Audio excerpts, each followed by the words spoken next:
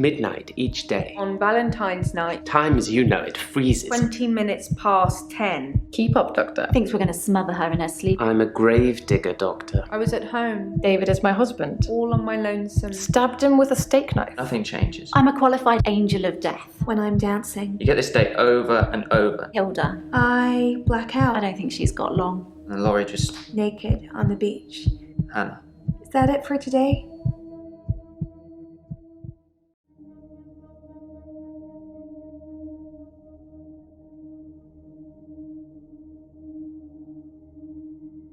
I'm Jasmine. I don't come in that often. What happened to Dr. Dekker?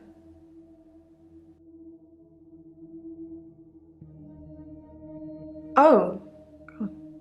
When? How? Sorry, you probably don't know, do you? Ouch. I didn't really know him that well. I'm trying to remember what I was doing on Valentine's Day now. We had a display in the gallery based on Love Conquers All, so I had to work. Mainly it was a collection of giant hearts sat on things, but I ran into another patient, Bryce. I'd never really spoken with him before, but he's quite an art critic. I couldn't get rid of him until I finished work at 11. There's actually another guy who takes over on the night shift. I'm not sure if he kept talking to Bryce though. Providence is open 24 hours. There's not much to tell. I knew he was a patient here. I'd seen him in the waiting room a couple of times. He likes art and talking and looking down here instead of up here. When you see a painting, it stands still. When I see one, it's moving, like a mini film, like little vines. But when there's a person in the painting,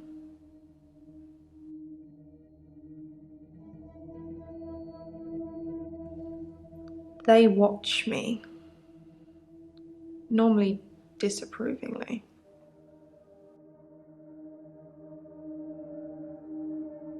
Because they don't think I know how to appreciate art, because I'm too young. Yes, of course. Otherwise I wouldn't be working in an art gallery. I love art. I love paintings. Like I said, they move for me. When I want them to, normally. When I want to really get inside what's going on. But some paintings, I can't stop. I've been working on portraits, at home, outside work. But my paintings aren't so good. Nowhere near Providence standard. I painted a man, Dorian. You know, after Dorian Gray. I wanted to try and capture someone aging, so I divided the face into thirds and painted a boy, his father, and his grandfather in each third. It was hideous. And it started talking to me. That I'm ugly, that I have no talent, nothing will become of me. Is that true, Doctor?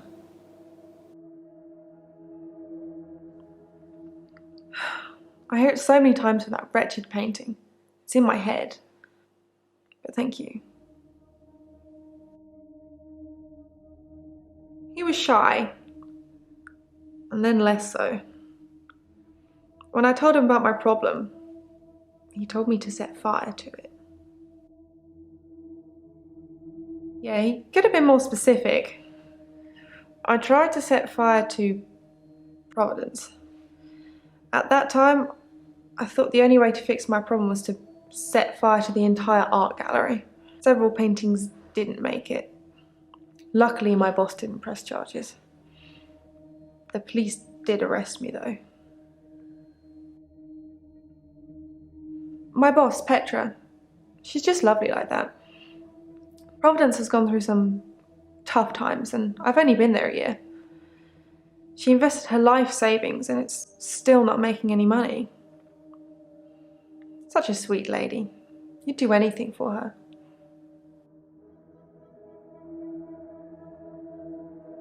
No. Why are you saying that? I don't even know if Petra has insurance. I already ripped up the painting. It screamed as I cut it. And now whenever I close my eyes, I can see it, hear it. I need the tablets, Doctor. I need them. The temazepam? The sleeping tablets. The ones you gave me last time. Dr. Dekker gave them to me. They helped.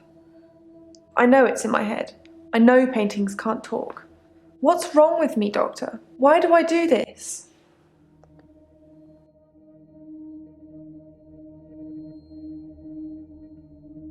Dr. Dekker told me to burn it.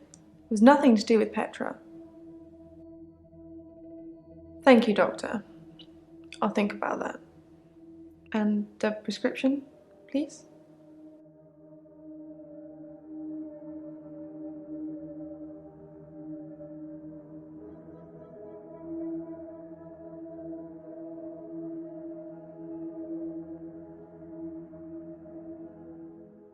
I'm Lacey Hendricks.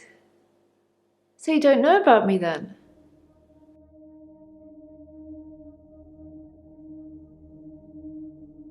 Where to start? My next door neighbour in Jobson Hill, where I live, she was murdered. 80, and they diversion burgled her. But she was wise to it and started calling the police. They slit her throat with a bread knife. So I started a neighbourhood watch.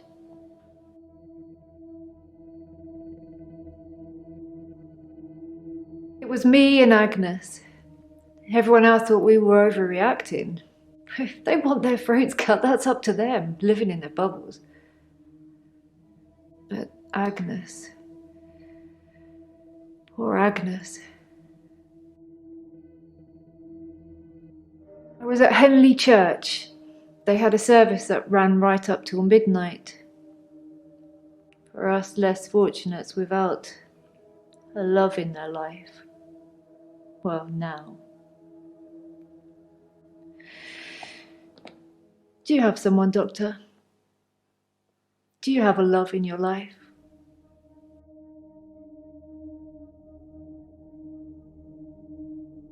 She went missing, and still is. And that's what people think. But it's not the truth.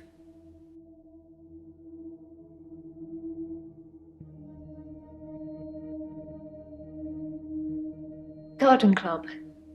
You should come with me one night. It's a lovely way to meet new people. It killed them. It looks normal enough. A smartly dressed door-to-door saleswoman. I know because I heard my other neighbours shout at her. No Jehovah's! They think anyone knocking is a Jehovah. But she said she was selling double glazing. I don't know, I didn't answer the door. Best not to nowadays. But I watched her go to Agnes's. Poor Agnes. She let her right into her house. I could only see the silhouette. It turned from a person into it looked like, I guess you'd call it a Medusa, snakes for her face. And Agnes just fell to the floor. A few minutes later, the woman left, smiling like the cat that got the cream. That was the end of Agnes. I saw it with my own eyes. What more proof do I need? You're starting to sound like Dr. Dekker. He didn't believe me either. I didn't have much luck with him, like I said. He didn't believe me. He thought I was having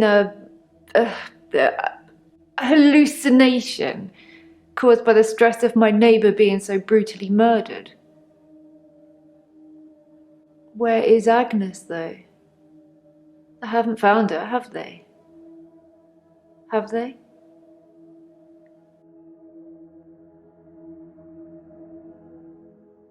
They haven't found her because that thing ate her.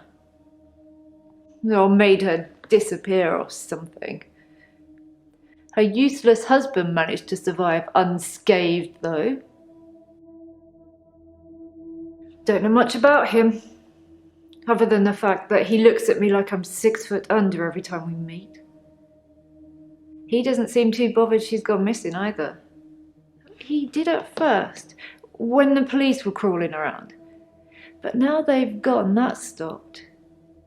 If I hadn't seen that thing eat her, I'd... No. He's a weaselly little man who spends far too much time in his garden. It's probably like the National Trust back there. The constant digging and building, pruning and sawing. What a thing to say! Why would you say that? I kept watching the front door after that saleswoman had left and nothing. She didn't leave, and you can't get out the back since the council sold the garage block. Ron's a gardener, not a killer. Unless... Agnes said Ron was laying the foundations for a new greenhouse. You don't think... I need to call the police. I need to call them now. But they won't listen to me. I tried to tell them about the monster, but they didn't believe me. They won't believe me about this, I promise you. Please, could you call them, Doctor? Thank you, Doctor. Now give me a pen and I'll write down the details for you. Don't you want to know why Dr. Dekker called me the leech lady? He said that I leech thoughts from people, suck 'em right out of their heads. And I can put thoughts in there too. I'm not that clever though, am I, Doctor? I mean, it's not as if I was having an affair with Ron and Agnes was in the way and needed to disappear. So I made this story up. I mean, what do you think I do for a living anyway? Doctor, you're so good. We're going to get on just fine.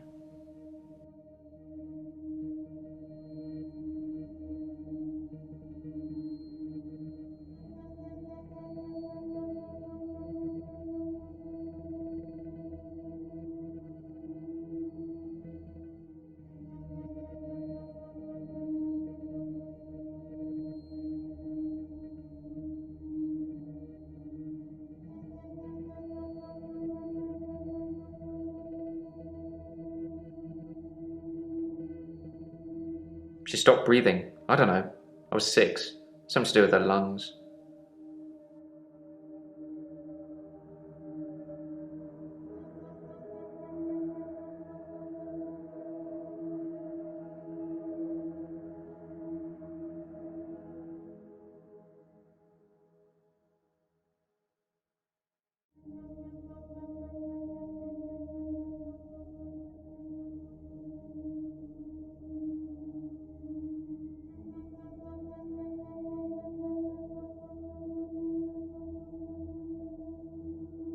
So, should I get a solicitor or shall we try and talk it out with him? Good choice. I'll go and see Ben to see if I can get him to call off the dogs. I have no idea what's gotten into him. Perhaps it's his mum. Hey you! Thanks for helping me with this grief thing. I'm not sure I have it though. On Valentine's Day, Dr. Dekker had a session with Claire Castleford at 11 and that nurse, Elin, at 3. Everyone else cancelled. You should see this place Christmas Eve. I was at home though, so I don't actually know who came in. Dr. Dekker did phone and ask me for Nathan's number, which is a bit strange. I don't really know where to start. I feel a bit numb. Maybe we should just talk about him. It hadn't even been a year. He was a quiet, solitary man. A good listener, as I suppose you'd need to be. His confidence did grow as time wore on, but that's what you'd expect after you've fitted in. I mainly miss our chats. He used to work late with me and tell me things about the patients, things that I probably shouldn't have heard, but did. What do you think of the patients? Nah, perhaps you shouldn't say. You can ask me, go on, I'll tell you what I think.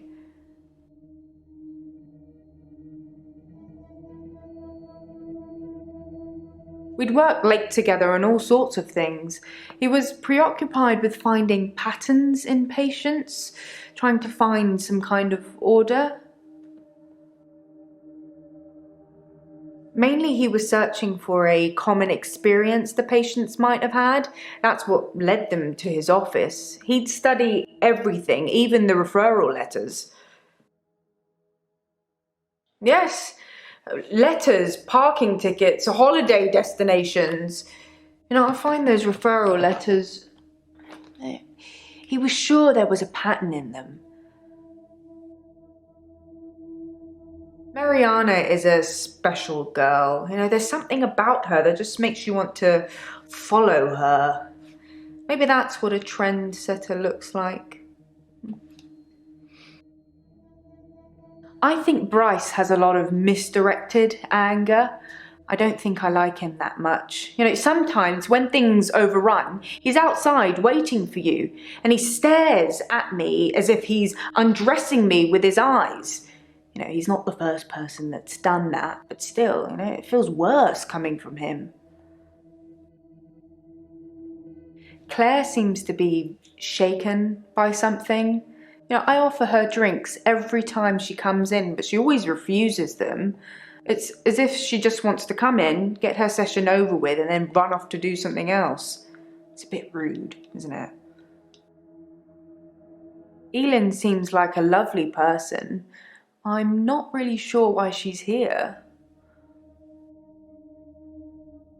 I just want to cuddle Nathan all up. He's such a mess. He's always in the same clothes. He barely talks to me though. It's the same hello every time. He reminds me of Tom. Tom was a quiet mess, like Nathan. Youngish, in his early 20s. He taught piano, but he did have a strange hobby. Tom liked to base jump. That's basically falling from a huge building or mountain and pulling your parachute before you hit the ground. He started to think he could fly. Dr. Dekker tried to talk him out of it, but Tom had to prove his point. So one day, Tom decided to base jump without a parachute. Can you guess what happened? He did die. He was hit by a rock from further up the mountain. He never got to fly. Nathan thinks he knows what his problem is too, but if he's not careful, he'll get hit by that rock. I wish I'd said goodbye. I wish I'd said goodbye to Dr. Dekker. It was so sudden. Here, then gone. He resigned anyway, but that's not the same, is it? Dr. Dekker resigned shortly before his murder. It's sad, but doctors come and go and only poor Jaya remains. I've got his resignation letter somewhere. I do all the hiring and firing around here. Well, Professor Alderby and the Trust technically do that. Professor Alderby is a trustee. Did I not mention that?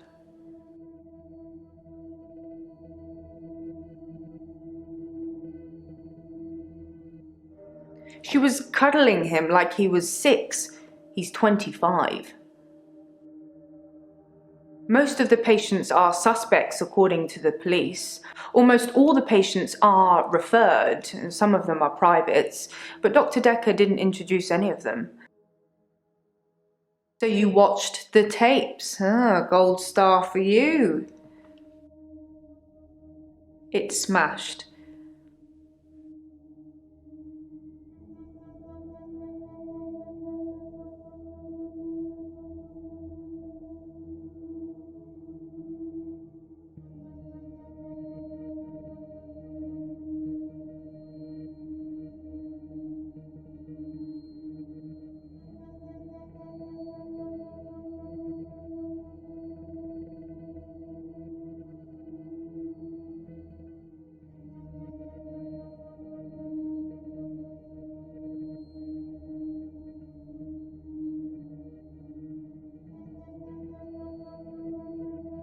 Nobody likes chaos, Doctor. We're supposed to be restoring order, don't you think?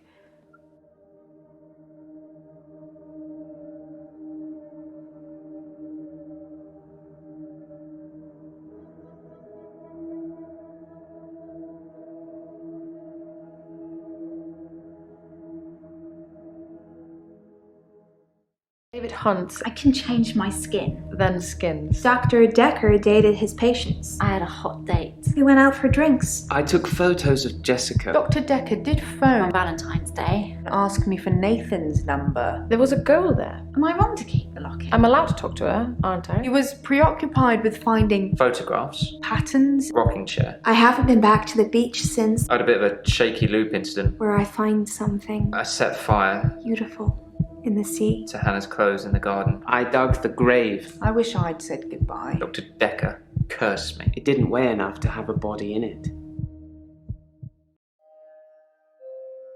Oh, Doctor, you surprised me. Reminds me of Officer Yates. Did I ever mention I had a special friend in the police force? Nah, it's not something you drop politely into a conversation. He's been doing some digging and he's found a couple things. There's a crime scene report that goes into all the gory details and another report that's about a patient you're seeing today, Claire. I'll put them both on the desk for you. And thanks for the grief counselling, by the way. It's really been helping, you know, I'm so glad you're here.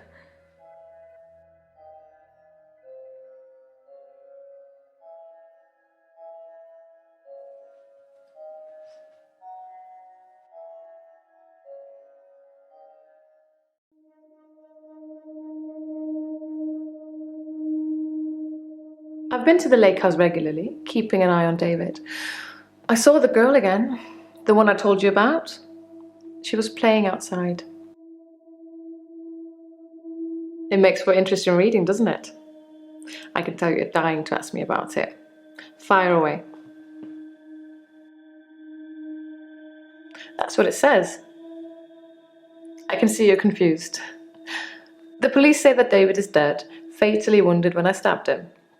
The coroner says that David is dead. Everyone says that David is dead. There was even a funeral. But I know he's alive.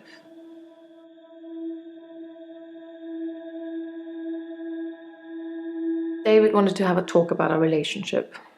Not something any married person wants to hear. He said he'd been with Iris for about a year and that he loved her. He said he didn't love me anymore. Which I know is a lie. You don't just fall out of love with somebody. I reacted badly. I grabbed the nearest weapon I could find, which happened to be the steak knife, and stabbed him with it. There was so much blood. I instantly regretted it. So I fixed him. It sounds to me as if Dr. Dekker's murder was a spur-of-the-moment thing. If you were planning to kill someone, you'd bring a weapon with you, wouldn't you?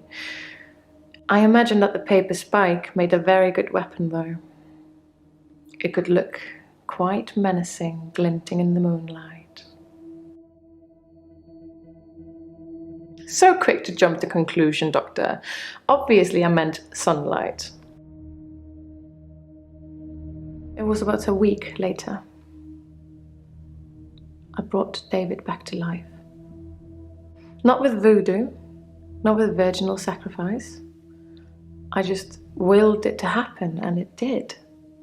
Dr. Dekker told me it was possible, but only if you're not buried. He says once you're in the ground, there's no coming back. But until then, you have a chance at resurrection. He's buried at Henley Church. You can go see for yourself. There's even a headstone. One of your other patients was a pallbearer. I never forget her face. You should ask him. Yes, resurrection. But now that I've seen the results, I don't think there's anything holy about it. I think reanimation is more an accurate term. Like, I'm an evil necromancer raising things from the dead. Bryce was a pallbearer for David. He's also a gravedigger, I believe. Smuggling a body out of a funeral can be difficult, unless you pay the right people. I think his brain was already decaying during the week that he was dead. Important bits. So when I brought him back to life, I didn't heal him completely. Just gave him life in the state he was in. I mean, he's hunting and killing things and trying to roast them on fires he can only light with matches, but that's about it. He's your basic Neanderthal. So I have a problem. I'm being charged with murder because the police don't know he's still alive, and I can't get David to vouch for me for obvious reasons. I think it would raise quite a few more questions than answers, which is why I'm hoping that you would be able to help me. Considering the circumstances, I'd be grateful if you could see your way to declaring me temporarily insane at the time of the murder, to lessen my sentence. Because I'm not a killer, but I can't prove otherwise. You don't still think I'm a killer, do you, Doctor? Thank you, Doctor. So then you'll help me? You'll say I was temporarily insane? I'm going to pretend that I didn't hear that. Let's have a few more sessions before you seal our fates. Or is it that you want something else? Like Dr. Dekker did? Dr. Dekker teased me mercilessly about my eligibility. He didn't believe I'd reanimated David. Once he presented me with a dead mouse and commanded me to give it life again. I didn't, of course. It's not something I'd throw around lightly. He changed his mind about me eventually. And then he mentioned the girl. He told me he'd locked up a girl in the basement of his house, just for me, and he asked me to reanimate her. It was Iris. I said I couldn't reanimate something that wasn't dead, and he said that wouldn't be a problem. So I agreed. I just played along. I was hoping it wasn't real. I assumed it wasn't real. But he was offering me what I wanted. A temporary insanity diagnosis. It didn't happen. Dr. Dekker called me from his house to cancel. He was furious. He said that Iris had escaped and he blamed me for it. He said that I must have set her free after he told me about her. I knew it was all lies anyways. He was obviously titillating himself by reprimanding me. He knew I'd never want to speak to Iris again, so I couldn't prove it either way. Dr. Dekker asked if I could prove David wasn't dead, so I took him to the lake house. He saw that I was telling the truth. I can take you to see him too, if you like. Would you like to see David, Doctor? Suit yourself. Perhaps I'll bring David to see you instead.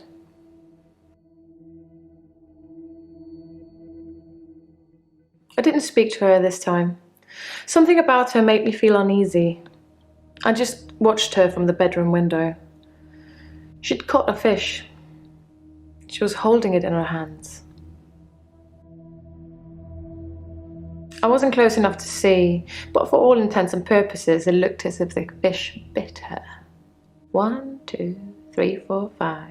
Once I caught a fish alive. You tell me, what could possibly explain that?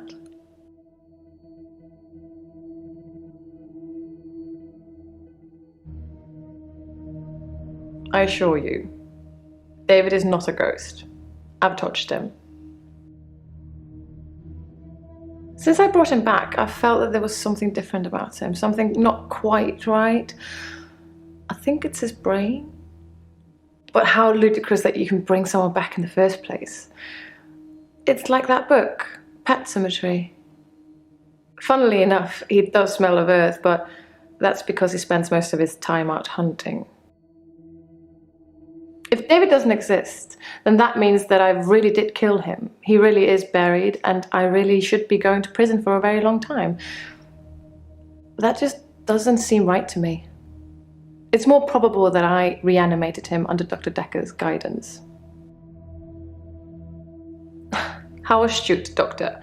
Yes, I did say I hadn't seen Dr. Dekker outside of our sessions. That wasn't a lie. Our trip to the lake house was made during a session.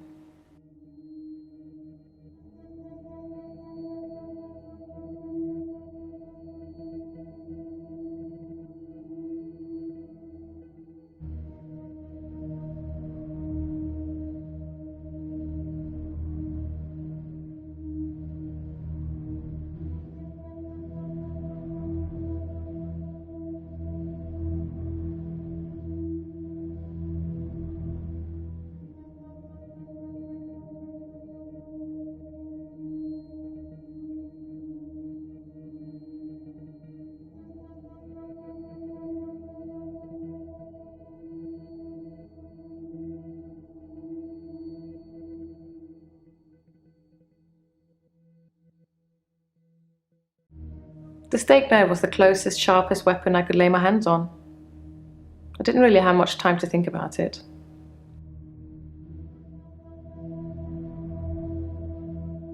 Hello, Doctor. I've been thinking about our last session, and I just wanted you to know that I'm not a bad person. I know taking naked photographs is wrong, but you don't know what it's like until you face the same temptation. I'm assuming you don't know what it's like. Do you have an extra hour, Doctor? Thank God for that. There's someone else in my hour. A hooded figure, watching me and following me. I've followed it too. I don't know who it is. My initial thought was that it was you, that I told you about my affliction and somehow you'd got it too. Now I think maybe it's the military or some organization that wants to use the hour themselves. Maybe it's Dr. Dekker risen from the dead. I need to talk to you about him.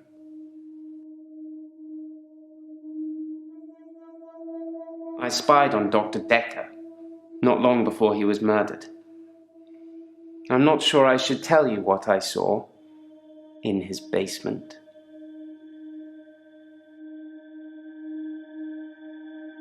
I'd been feeling uneasy with Dr. Dekker for some time. I mentioned how he'd changed before, so I began spying on him at home. One night, the basement door was open, and Dekker was returning upstairs. I skipped past him, and there she was, a girl. It was difficult to tell. It was dark, and she was chained.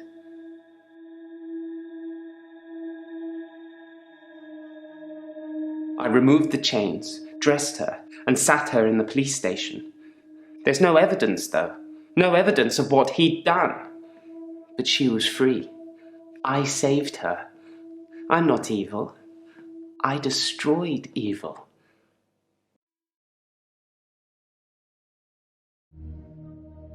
Whatever it is that's following me, it doesn't want to catch me yet. If I move towards it, it runs away. And when I follow it past temptations. A bar brawl, an open till, an open bedroom window. Like it's testing me.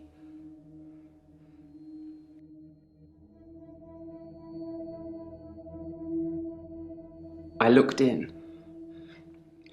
Watching other people is somehow built into our genes, Doctor.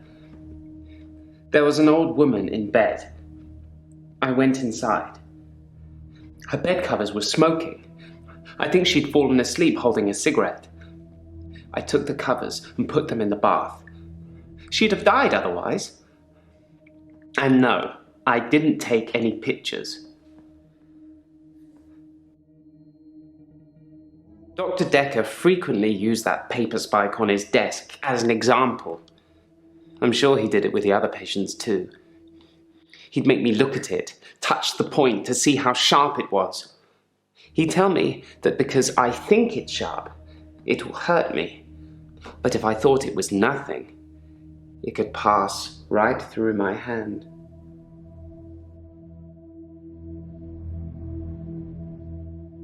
I'm surprised I haven't been approached earlier. I mean, my skills in the military. Special ops would be a breeze, wouldn't it? Waltz in past everyone during the midnight hour, get whatever you want, and return to friendly soil. It also makes me think that they might already know all of that, and that they want to get rid of me in case I tell anyone else. Would you do something for me if they get me?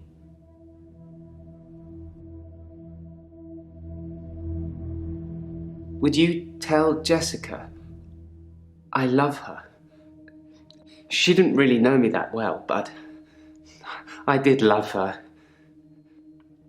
And also, there's a hard drive in the bottom drawer of my drinks cabinet. Please destroy it. Please, don't look at it.